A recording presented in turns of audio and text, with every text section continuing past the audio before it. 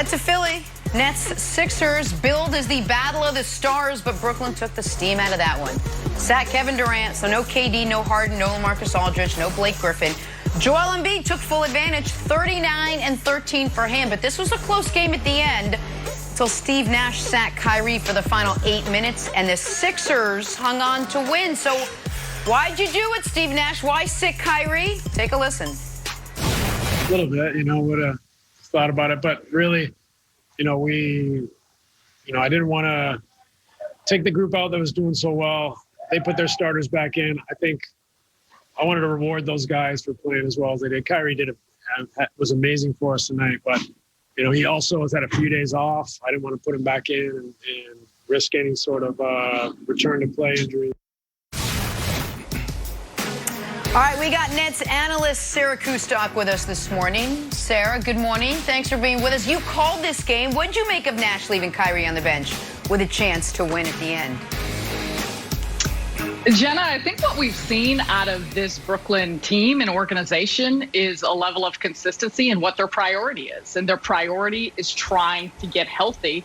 And this, to me, was another aspect of it. You heard what Steve Nash had to say after the game, and even throughout the course of the broadcast down the end. I brought up the fact that I was curious if we would see Kyrie Irving come back in the game. But I think you look at a couple points with this. One, at that 8.5-minute mark when he came out, Alize Johnson gave a foul to get Kyrie Irving out of the game. It was very clear down by 22 that Kyrie Irving and the Nets felt like he was done with the night, in particular after having been off the last couple of days, played 33 minutes, and things changed. The 21-2 run that the Nets went on, I think, started to make you wonder if Kyrie would go back in. But you see the body language, you see just the mindset. It didn't look like Kyrie Irving was going to be re-entering this game, and give credit to that Nets group. No.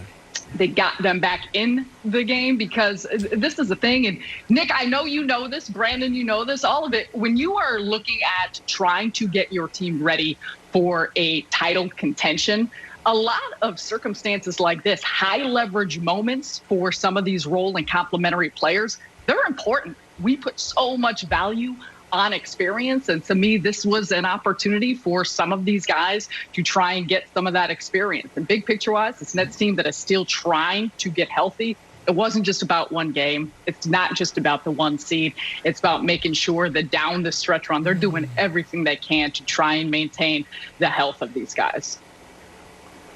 Well, okay, I respect and appreciate that. And if it's about experience, then bully for the Nets, because they're going to get a lot of very important playoff experience now when in round 2 they're facing the Bucks instead of potentially in round 2 facing the Hornets. So yeah, they'll get a lot of experience in a series that now is losable, because no one, I know Heat fans will get mad at me, nobody can beat the Nets out of the East except for 2 teams, Philly and Milwaukee can. Now, even if Brandon and Sarah believe they won't, I think everyone acknowledges they can. It's possible. You don't want to have to play them both. And the Nets have essentially opted in now to playing them both. This is a 2-game swing in the standings, because one team gets a win, one team gets a loss, and it's the tiebreaker. And to me, Steve, listen, there is a reason that experience as a coach tends to matter. I know Steve Kerr, in his instant success, followed by Ty Lue and followed by Nick Nurse's instant success, made us think it doesn't. But historically, coaching experience matters.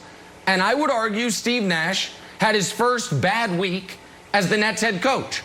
I thought if you knew you could only play Durant in one of the 2 games, Minnesota, who you could beat without any of your stars anyway, or Philly, you play him against Philly. And in this game, everyone's pointing to when it got to 3. Well, it got to 12 with 4.5 minutes left, and Simmons and Embiid checked back in. When that happens, Kyrie's supposed to follow, and you're supposed to try to steal that game. So listen, Nash has done a nice job, and he's been dealt a difficult hand because of all the things he's had to deal with to go along with a super talented team. But I don't think you can say that he's handled what I consider to be their biggest game of the season properly in not having Durant available and then opting against playing Kyrie at the end, Brandon. I think it's going to hurt them in the playoff seeding. Well, let's think about it this way, Nick. at the end, if they're standing and they're champions, will we be talking about the decisions that Steve Nash made? No. And if they were right or if they are wrong, we're not going to be talking about it. Last night they showed their hand, they showed their cards. They're showing that their priority is getting to the playoffs healthy. Their priority is becoming the champions. That's it. They have a lot of experience on that bench. They got a lot of experience on that team. From KD, you're talking about the playoffs, James Harden, Kyrie Irving. You have champions on that team. Mike D'Antoni, we're talking about two-time coach of the year.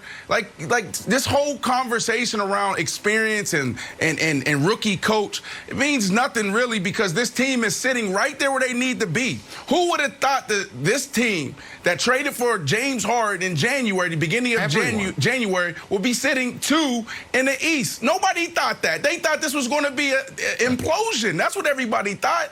So for them to be sitting right here says a lot.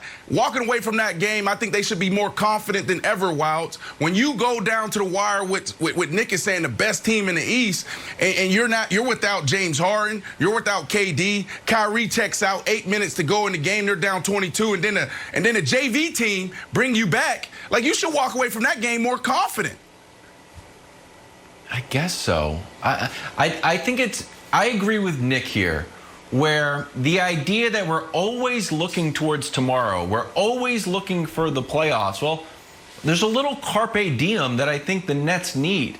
There is something to say for the consistency of a squad. And Sarah, I want to show you a graphic on how many lineups this team has used.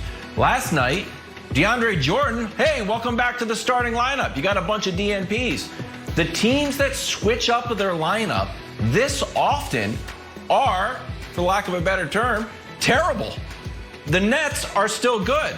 Now, on the plus side, you can say optimistically, look out, imagine how good they're going to be once they get their real starting five.